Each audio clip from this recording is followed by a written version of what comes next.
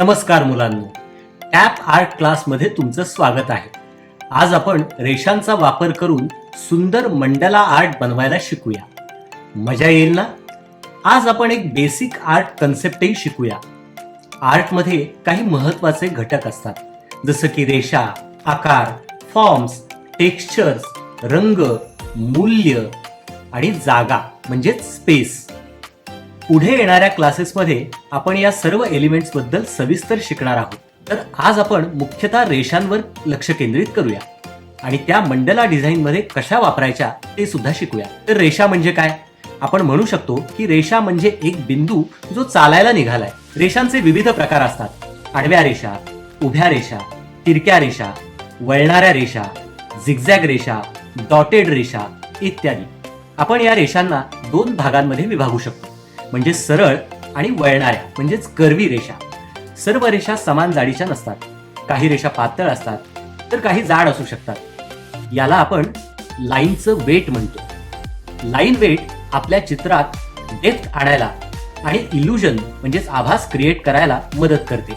आजच्या ऍक्टिव्हिटीमध्ये आपण रेषांचा वापर करून एक क्रिएटिव्ह मंडला आर्ट तयार करू. मंडला हा एक पारंपरिक आर्ट फॉर्म आहे. संस्कृतमध्ये मंडला म्हणजेच वर्तुळ. मंडला आर्ट आपल्याला फोकस करायला आणि पेशन्स विकसित करायला मदत करते, जे तुमच्या आर्टमध्ये आणि दैनंदिन आयुष्यातही उपयुक्त ठरतं. मंडला आर्टचा वापर वेगवेगळ्या संस्कृतींमध्ये ध्यान आणि तणावमुक्तीसाठी केला जातो.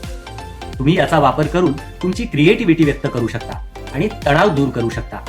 हा आर्ट फॉर्म तुम्हाला संयम म्हणजेच पेशन्स आणि एकाग्रता म्हणजेच फोकस हे शिकवतो, जे तुमच्या दैनंदिन आयुष्यातही खूप उपयुक्त आहे. हा मंडला आर्टचा एक छोटासा प्रिव्ह्यू आहे. हे एक सुंदर डिझाईन आहे जे आपण तयार करणार आहोत. या ऍक्टिव्हिटीमुळे तुमची क्रिएटिव्हिटी आणि प्रॉब्लेम सॉल्व्हिंग स्किल्स वाढतील. क्रिएटिव्हिटीने तुम्ही नवीन कल्पनांचा विचार करू शकता आणि प्रॉब्लेम सॉल्व्हिंग स्किल्समुळे डिझाईन मध्ये आलेल्या आव्हानांना तोंड देऊ शकता. तर चला बघूया आपल्याला कोणकोणतं साहित्य लागेल.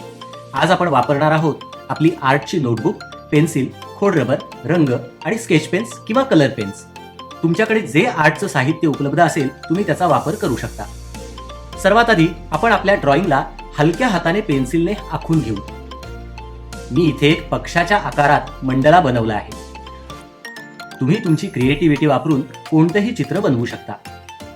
मग मी या सेमी सर्कलमध्ये आणखी काही सर्कल्स ऍड करणार आहे, ज्यात आपण आपलं डिझाईन तयार करणार आहोत. संपूर्ण ड्रॉइंग झाल्यावर त्याला काळ्या पेनने आउटलाईन करून घेऊ. तुम्हाला हवा असल्यास इथे रंगीत पेनही वापरू शकता. हे तुमच्यावर अवलंबून आहे की तुम्ही किती क्रिएटिव्ह आहात. आउटलाईन झाल्यावर मी यात वेगवेगळ्या प्रकारच्या रेषांचा वापर करून डिझाईन भरणार आहे.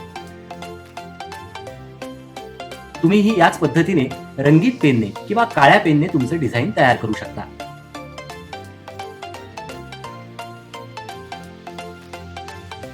शेवटी मी माझ्या पक्षामध्ये थोडेसे रंग भरून माझं ड्रॉइंग पूर्ण करणार आहे. तुम्ही इंटरनेटवरून सुद्धा अनेक प्रेरणा घेऊ शकता.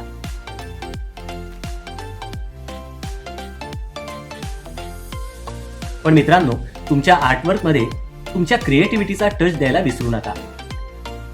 तुमचं मंडला पूर्ण झाल्यावर त्याचा एक फोटो काढून तुम्ही तुमच्या शिक्षकांसोबत किंवा टॅब बडीला सबमिट करा. तुमच्या आर्टवर्कवर तुमचं नाव, इयत्ता, शाळेचं नाव लिहायला विसरू नका.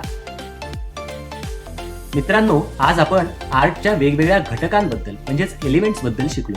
रेषांबद्दल माहिती घेतली, मंडला आर्ट बद्दल शिकलो आणि क्रिएटिव्ह पद्धतीने एक मंडला आर्ट बनवलं. मंडला आर्ट बनवताना आपण आपली क्रिएटिव्हिटी वापरली, वेगवेगळ्या प्रकारच्या डिझाईन्सचा विचार केला आणि आपलं आर्टवर्क पूर्ण करताना पेशन्स आणि फोकसनं काम केलं.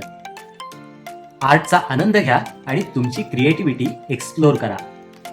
Keep creating and keep shining. पुन्हा भेटूया पुढच्या क्लासमध्ये. Bye bye.